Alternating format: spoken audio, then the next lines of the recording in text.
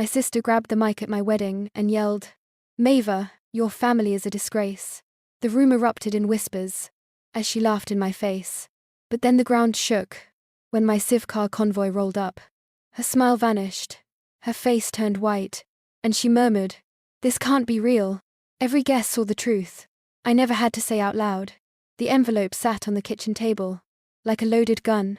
Cream-colored, thick stock, gold-trimmed, the kind of thing you'd expect from a politician or a bank. Not from Arden, not after everything. My name was printed dead last on the list of recipients, after our third cousins who still called me Maria by mistake. Even the RSVP deadline was an afterthought, less than 2 days to decide if I was family enough to show up. My fingers shook as I held it. The last time I'd spoken to Arden, she told me I was barely part of the bloodline.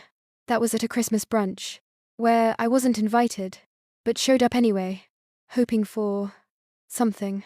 She hadn't changed. Not really. Even back then, she made sure I felt like a shadow in my own skin. I stared at the invitation a long time, unable to open it. That phrase came back to me, something I wrote in my journal after that brunch. Family is who shows up for you, not who shares your blood. The card might have come from my sister, but it didn't feel like family. It felt like a dare. I picked up the phone. "Hello?" My mom answered, her tone always one note too cheerful. "Did you know Arden sent me an invite?" "Huh?" I asked, not bothering to hide the crack in my voice.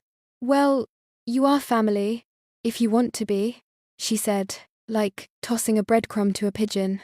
No warmth, no concern, just a line rehearsed for convenience. I held the silence, let it press against her, but she filled it anyway. "She's got over 200 guests, can you believe that? We're doing shrimp cocktail and lamb. Oh, did I tell you the cake is lemon raspberry?" I said nothing. My hand clenched around the phone until my knuckles turned white. "I'll think about it," I whispered, and hung up before she could pivot again. I didn't cry. Not this time. There was a quiet edge taking shape inside me, a sharpness I hadn't allowed myself in years. Not anger, not yet, but something awake. That night, I walked through my art studio, brushing past canvases that hadn't seen a brush in months. Half-painted women with hollow eyes stared back at me. Versions of myself I hadn't dared finish. I sat on the floor with a journal in my lap. What would it look like if I went not to be accepted, but to be seen?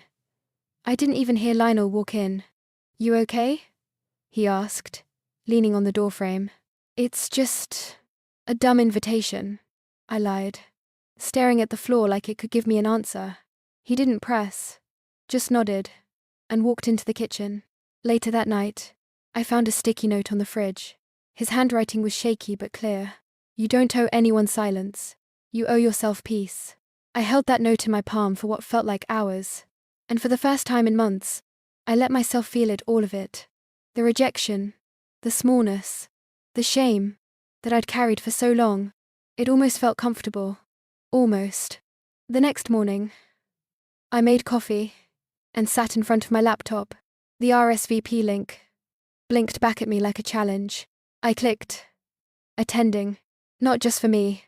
I typed Lionel's name. Then I added 6 more people who'd carried me when I couldn't stand. My mentor from college, who taught me to stop apologizing for existing. My foster mum, who once told me, "You don't need to earn love, just receive it."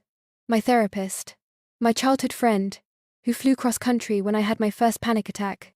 Every one of them had shown up when my own blood didn't. Then I booked the ride, a private van, and an SUV. 7 of us. A convoy. Not a parade. Not a flex. A declaration. I whispered into my coffee mug. Let's see if Arden still thinks I don't belong. The boutique was tucked between a bait shop and a dog groomer. Easy to miss. Just like I'd been. For years. "I need something custom," I told the seamstress. She raised an eyebrow. "Statement or survival?" "Both." She pulled out a bolt of deep green silk. Regal without screaming. "Darlin', wear it like it's armor, not decoration." I nodded. Everything was arranged. Our convoy would pull in 5 minutes before the ceremony. No time for awkward pretense. Just enough for them to see me. All of me. "This isn't about revenge," I told Lionel, as we packed. "It's about reclaiming space." He touched my shoulder. "I know." But even as I zipped my bag, I felt it. The knot in my stomach. The voice in the back of my mind, asking, what if they still don't see me? What if I walked in and disappeared all over again? The tires crunched softly over the gravel as our convoy pulled into the estate. 7 vehicles, in a line, quiet, intentional, nothing flashy, but impossible to ignore. I saw the valet staff exchange glances, unsure of who to assist first. Most guests arrived in 1s or 2s. We came like a statement. I stepped out of the black SUV last. My emerald dress caught the light subtle shimmer. Long lines, no frills, just presence. I could feel the hush ripple through the crowd, even before I turned fully. People stopped mid-sip, mid-sentence. Arden was standing with her bridesmaids near the arched entry, laughing at something, glass in hand. When her eyes met mine, she faltered, only for a second. Then the smile came, polished and hollow. She looked right past me, waving to someone behind. I took in the venue. It was elegant white florals, linen-draped tables, manicured hedges, but it was tight, controlled, like walking into a room where the temperature's just a little too cold to relax. You don't crash a party when you were invited. You just decide who gets to be surprised you showed up. We moved in together, me and my people. Not in formation, just naturally orbiting. Lionel beside me, Tanya, Arden's maid of honor, caught sight of us and came over, lips pursed in practiced charm. Well, Maeva, that's a bold fashion choice, she said, dragging out bold, like it was a polite insult. I gave her a cool smile. Thanks. Confidence is always in style, right? She blinked, then moved on. Around us, small circles of conversation turned back inward, deliberately. Names were exchanged. Laughs followed. I knew that dance step left. Exclude the outsider. But I wasn't here to beg for rhythm. I stood straighter, met eyes, let them shift uncomfortably. Being unwelcome doesn't mean you walk away. Sometimes, it means you pull up a chair. As cocktail hour ticked on, an usher began handing out seating cards for the ceremony. Guests gathered, checked their names, adjusted ties and heels. I waited until most had cleared, before approaching. Maeva, right? The assistant asked, already scanning the leftovers. That's me. A pause. Then a tight smile. Looks like we're just about full, but we can probably squeeze you in near the back. Behind me. Lionel's breath shifted. His hand twitched. It's fine, I said, touching his arm. One of my friends, Nina, who's always allergic to passive aggression, walked up, picked through the table, and said, "These 4 seats are empty. We'll sit here." She didn't ask, just did it. I took my place without flinching. Front and center. I wasn't loud. I wasn't dramatic. I was visible. This isn't about revenge. It's about reminding myself I don't have to shrink. Soon, Arden stepped onto a small stage, microphone in hand. She thanked everyone for being there. Listed vendors. Thanked the officiant, the florists, the bridal party. Then, without missing a beat, she glanced toward my table and said, "Every family has that one who shows up late. Dramatic. But at least she's dressed for the attention." The laughter came slow. Not genuine. A couple chuckles. Some heads stuck down. A few tried to avoid eye contact altogether. I didn't blink. I looked straight at her and smiled. A slow, full, knowing smile. When someone tries to shame you publicly, your silence can be the loudest reply. Lionel reached beneath the table, slid his hand over mine. A steady grip. Not rescuing me, just grounding. I gave a single nod. Then I turned, and ever so slightly lifted my hand. One by one, my people stood, crossed the room. No raised voices, no confrontation, just presence. We formed a line behind me, beside me, around me. Arden's face didn't change immediately, but her eyes did. Her smile cracked, ever so slightly, at the corners. I lifted my glass. "To family," I said, loud enough for the microphone to pick it up, in all its forms. Some clapped, others just stared. But I felt it. We weren't guests anymore. We were the room. I slipped away from the hubbub of the reception, guided by the faint echo of laughter and soft voices. Behind the reception curtain, a narrow service hallway stretched dimly lit. I leaned against the wall, listening. My pulse stuttered. Arden's voice drifted, low and confident. Tanya's laugh joined in. I froze. She really thinks she belongs here, Tanya said. Arden, you outdid yourself by putting her name last.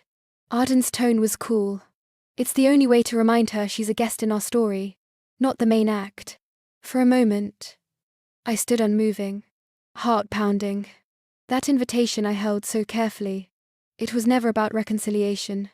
It was subtle cruelty. A test. A reminder. I drew breath and whispered to myself, you can't shame someone who's already seen the truth. I stayed, listening as they plotted. Arden described a surprise for the reception night. A slideshow that would show family photos, memories, only photos of me. No. Every memory would be edited to omit me. Tanya added with cruel clarity, when everyone laughs, she'll finally understand she's an outsider. I pressed my palm against cool drywall, steadying myself. The sting was sharp, but it felt familiar. I had felt it my whole life. I didn't respond. Not yet. I made a choice. No dramatic confrontation. Only steady determination. Quiet strategy. Let truth reveal itself. Not my anger. I muttered under my breath. No one can make you feel inferior without your consent. I moved back into the reception, as if nothing had happened. My convoy was there, eyes flicking sideways, sensing tension. I offered them a faint smile and returned to my seat. The band struck up a soft melody. Laughter buzzed in waves. The illusion of normalcy hung stale in the air. My gaze lingered on the projector screen. I already knew what was coming. I crossed my legs, raised my champagne glass. If they want an audience, I'll make sure they remember their performance. Arden navigated the room with grace. Smiles, compliments, handshakes. She made sure her cruelty was concealed behind polish. Guests told her how perfectly everything looked. And then I felt it, the sharp edge of intention. Lionel leaned quietly. Something's off. You're too calm. Calm is the only weapon they don't expect, I murmured. Then Arden began the first dance. The opening notes echoed. Cool. Cool. She requested a song one our father used to hum to me on restless nights. It wasn't by accident. My eyes closed. I remembered. The warmth. The hush. His quiet promise. I didn't flinch now. Not with her watching. I whispered, you can't own what you didn't nurture. I excused myself. I walked into the garden under string lights. The air was cool and forgiving. Lionel followed. He asked if I was okay. I said softly, I'm better than okay. I'm awake. Now. I told him everything I'd overheard, how they planned to erase me in front of everyone, but I would not respond tonight. I would let their plan crumble on its own. He nodded. Then let them speak louder. Sometimes, the best mirror is silence. I nodded back. Beneath that quiet, a plan was forming, one born of determination, not desperation. The room dimmed slowly, until the only light came from candles flickering on each table. Conversations faded to a low murmur. Someone tapped a glass. Then the projector came alive. A soft piano melody filled the air, and the first image appeared on the massive screen behind Arden and her husband. Childhood photos, backyard birthdays, school plays, Christmas mornings. Faces I knew too well. Faces I shared blood with. But not one of them was mine. Photo after photo past Arden at prom. Arden graduating. Arden on vacation with family members, who once called me their little sister. It was a gallery of a life I'd lived beside, but was never allowed to belong to. I felt a few eyes dart toward me, then away. The kind of glance people give when they witness something cruel. But pretend it's not happening. I sat perfectly still, my breath controlled, the stem of my glass pressed against my palm. When they erase me from memory, I thought, I'll make sure they remember me in truth. The piano continued. Each slide was beautiful, perfectly edited, perfectly staged. But there it was, my absence. My entire childhood rewritten, as if I had never existed. Lionel reached for my hand under the table. His fingers were warm, steady. I didn't squeeze back. I couldn't. I just whispered. They tried to make me invisible again. On the next slide, I caught something strange. A picture I recognized, an old family portrait. I remembered standing right beside Arden that day. But here, the space between her and our parents looked slightly blurred, like the outline of someone erased. A guest whispered behind me. Wasn't there another person in that picture? The music faltered for just a second, as if even the piano felt the tension. People began to shift, uncomfortably. The omission had become too obvious to ignore. When the final image faded, Arden stood to make a toast.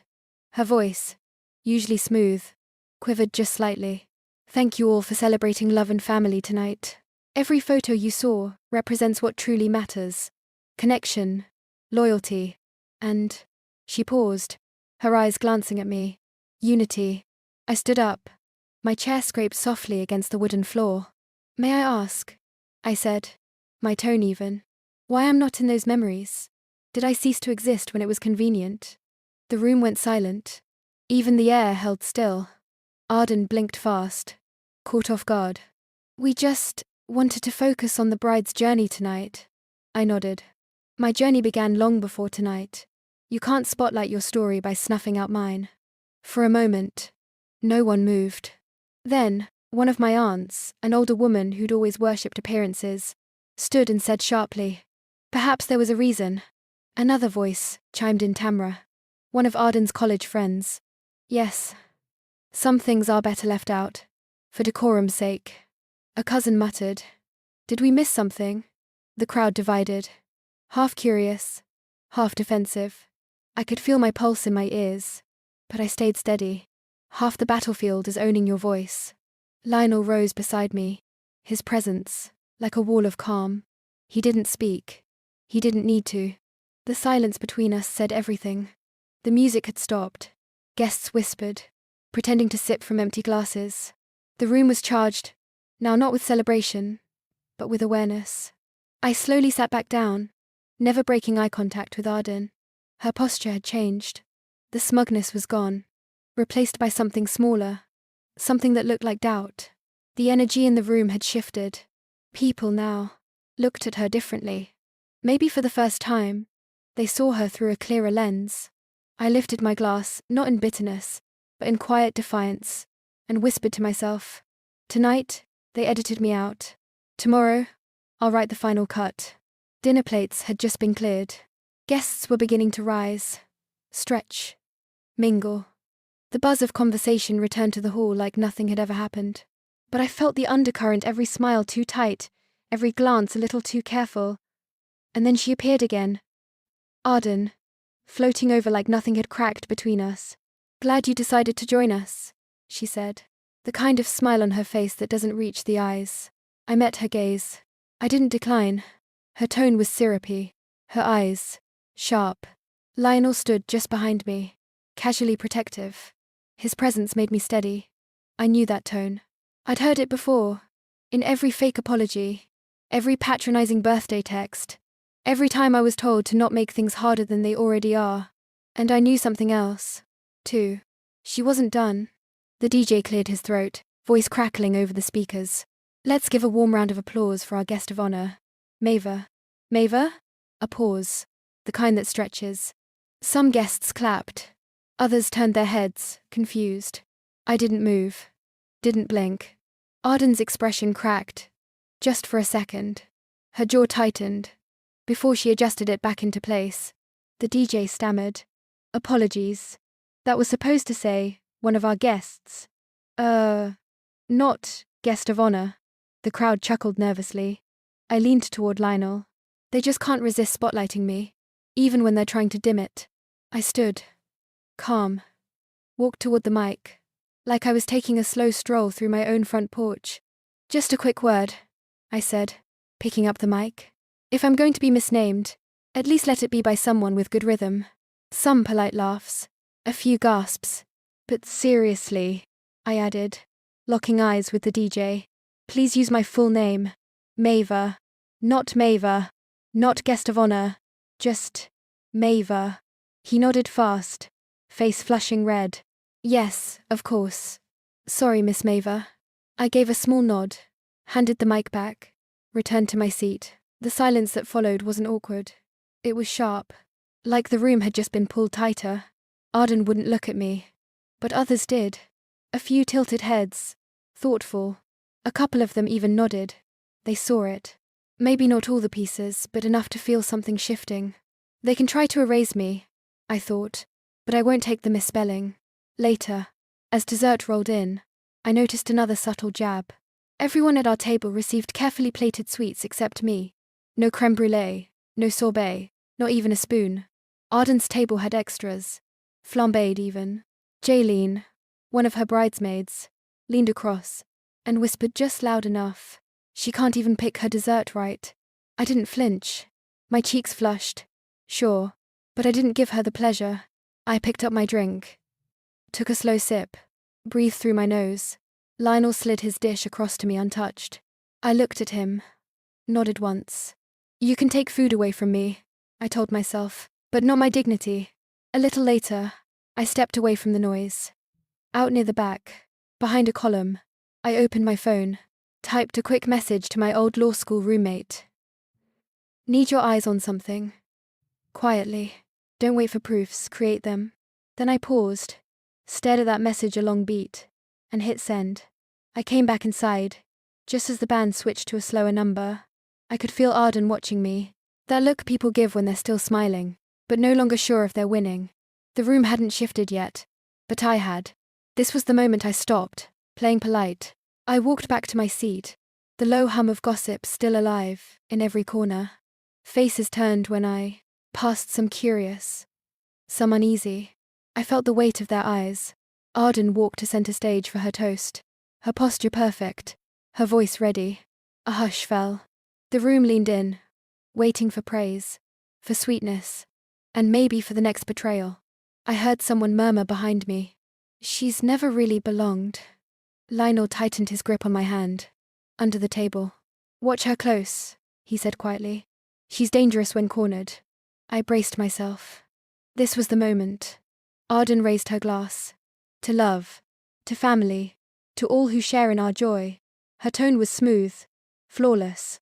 But when she raised her eyes, they flicked to me for a beat too long. A guest nearby stood and offered a toast of his own. Lovely evening, he said. Maeva first suggested this place years ago. Silence crashed over the hall. Arden's smile wavered. She blinked twice. Oh? My heart pounded. That venue had been mine to show her, before she claimed it as her own. Someone else whispered. Yes. I remember. She told me once. Arden cleared her throat, laughter twitching at the edges of her voice. Family memories are tricky, aren't they? I held steady. I met her gaze without hatred, only resolve. Don't let them rewrite your role, I told myself. She lifted the paper in her hand and began to read.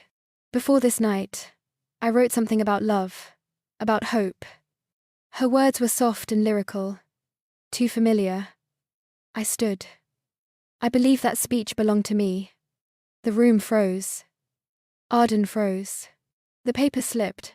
I moved forward and held up a letter I carried a version of that speech, signed and dated by me years ago.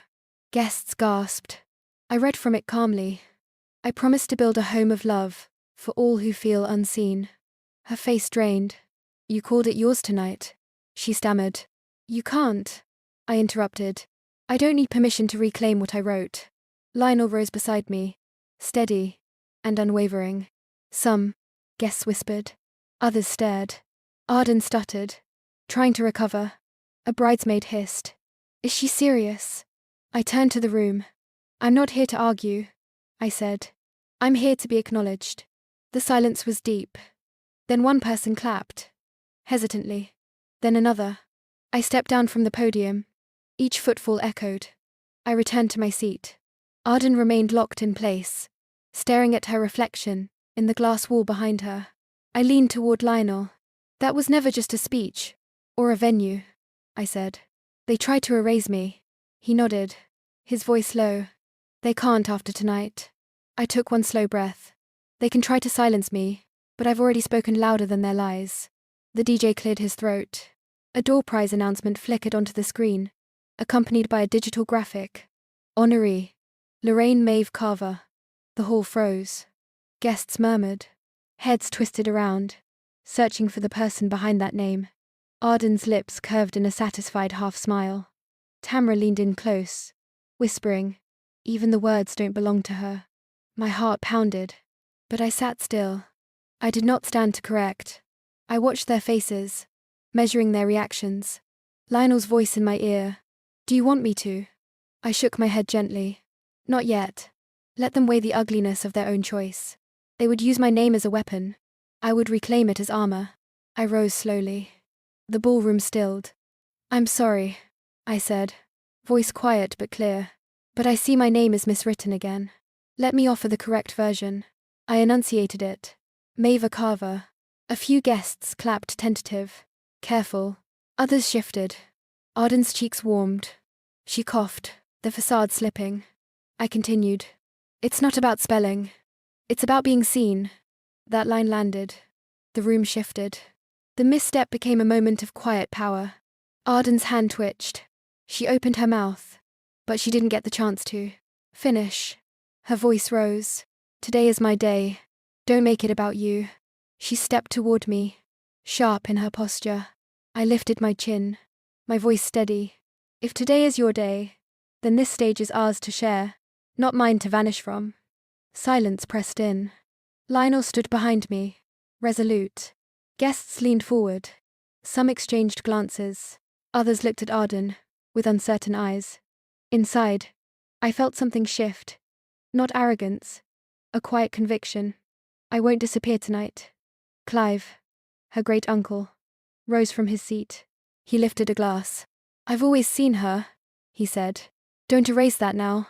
A cousin murmured near him, "She's right." One of my longtime friends stood too, stepping by my side. Power moved subtly across the room. The crowd crept toward me. Lionel's hand found mine. His grip was steady, reassuring. They were no longer spectators. I returned to the table with purpose, head held high. Arden Saturday. Her gaze narrowed. For the first time this night, she looked rattled. My convoy sat behind me, proud. They refused to be invisible. They tried to silence me publicly tonight. They just revealed their fear. The lights dimmed. Arden opened her mouth to speak again, but I was already standing in their line of vision. The ballroom lights dimmed until only the screen glowed in pale blue. Arden cleared her throat and smiled broadly. "I'd like to present a surprise," she announced, voice rich with expectation. A hush fell over the crowd. I glanced at Lionel, and then at our convoy behind me. All of us alert, braced. The DJ Tristan hesitated before pressing play. Arden's face glowed with confidence. She expected applause. I closed my eyes, took a steadying breath. This is the moment I step out of the shadows. The slideshow began. The video opened on family scenes, birthdays, holidays, childhood laughter. There I was, smiling, leaning in, part of the frame. The audience nodded, but then, the screen flickered. The name Arden Carver flashed over a transition. Frames replayed, but now I was missing. Same scenes, same people, but I had been edited out. Gasps echoed. Someone whispered. They erased her. My heart beat fast. I stood, turning to Lionel. "Play them both side by side," I said evenly. Tristan, visibly shaken, cued the original file. On screen, the contrast was stark, one version with me, another without. Shock rippled across the room. During the pause, a server delivered a wrapped box to Arden's table, labeled, "From the Carvers." Arden opened it with ceremony. Inside lay a custom family heirloom, something I had handcrafted years ago. The room stiffened. "Wasn't that mine?" A distant voice said. "Is that Maeva's handiwork?" Arden's face whitened. She stammered. No response. I crossed to the screen, lifted the mic. Every moment they deleted is proof. Every memory they stole is the truth they feared. I displayed the side-by-side images, unedited and manipulated. Arden's face drained. Guests shifted, their faces unsettled. Lionel stood behind me, firm. I said, "I wasn't erased. I was hidden. Tonight, I claim back everything." The silence that followed carried shock, respect, confusion, applause, broke, uneven, hesitant, then growing. Arden stepped back, stunned. Her posture collapsed. I returned to Lionel, voice low but clear. I needed them to see me not through omission, but through revelation. I walked to my convoy, each of them nodding with solidarity. The narrative they tried to hide me from had been exposed. They hid me, but they can't hide from mine. Sunlight slid across the floor, like a quiet visitor. I didn't wake to chaos, or noise, or tension, just light. And for the first time in a long while, the silence in my home didn't feel threatening. It felt deserved. I shifted slightly in bed, letting my hand fall across the sheets. Lionel wasn't there, but I heard him before I saw him, bare feet on hardwood, the soft clink of a spoon in a cup. He walked in with coffee, handed me mine, and kissed my forehead. "You stayed still all night," he said. I sipped. The warmth settled me. Guess I didn't need to fight anymore. We sat in that pause, both of us leaning into it like a familiar rhythm. Outside, the birds had started their business. Inside, something had stilled. I looked at him, eyes still a little fogged. "Do you think I lost a sister, or finally found myself?" He didn't answer right away. "Maybe you lost what was never really yours, to begin with." The words stung in their honesty, but they felt true. That was when the doorbell rang. A courier. Small envelope. No sender. My name written in handwriting I hadn't seen since before things got ugly. Back inside, I sat at the edge of the kitchen table, legs crossed tight, and opened it. The wax seal cracked like dry skin. The paper inside had yellowed at the edges. It was from Arden, dated 2 years ago. The first line made my stomach flip. "You made me feel small just by being you." No preamble, no excuses, just that. She wrote that she'd started this letter after Uncle Thorne's memorial, said it'd been found among his boxed up things. She never sent it. Never had the guts, I guess. She said she admired how I always made space for myself in a room without permission. She said it scared her, that every time I stood up, she felt shorter. Every compliment in that letter came wrapped in shame. Not hers, mine. Shame she'd pushed onto me to carry. "You didn't dim," she wrote. I just refused to adjust my eyes. I held the pages, not like they'd break, but like I might. "So she knew," I said aloud. She always knew. The letter didn't make me cry. It didn't make me forgive her, either. But it changed things. It reframed the past. Her cruelty hadn't been born of ignorance. It was the weapon of someone who couldn't face their own. Reflection. I folded the letter slowly. My hands didn't shake from sadness, but from relief. Later that morning, I was cleaning up breakfast plates when my phone buzzed. A message from Lucy. She's gone. Attached was a screenshot. Arden had sent a mass resignation from all family trusts and businesses, closed her accounts, disappeared. There was a voicemail too. I played it. "You win. Or maybe you always had. Doesn't matter now." No tears, no groveling. Just a soft exit. Lionel heard it from the hallway. He walked in slowly. "Guess that's that," he said. I leaned back in the chair, eyes closed. Some folks don't need punishment. They just need to disappear. He didn't respond. He didn't need to. We both knew that absence, for some people, was the best apology they'd ever give. I didn't text her back. Didn't delete the message either. Just let it sit. By late morning, the house was alive again. Not with drama, not with tension. Just people. Family. A brunch had been planned. Casual and last minute. Those who stayed after the wedding drifted, in some carrying casseroles, others just coffee. The conversations were real. No sideways glances. No stage plays. My cousin Renee pulled me aside. Her voice dropped low. "I owe you an apology," she said. "For not seeing it. For acting like you were just quiet, instead of being silenced." I looked her in the eye. "We see things when we're ready," I told her. Not before. We hugged. It didn't feel performative. Just honest. Lionel raised a toast later. "We've got something to share," he said, hand on my back.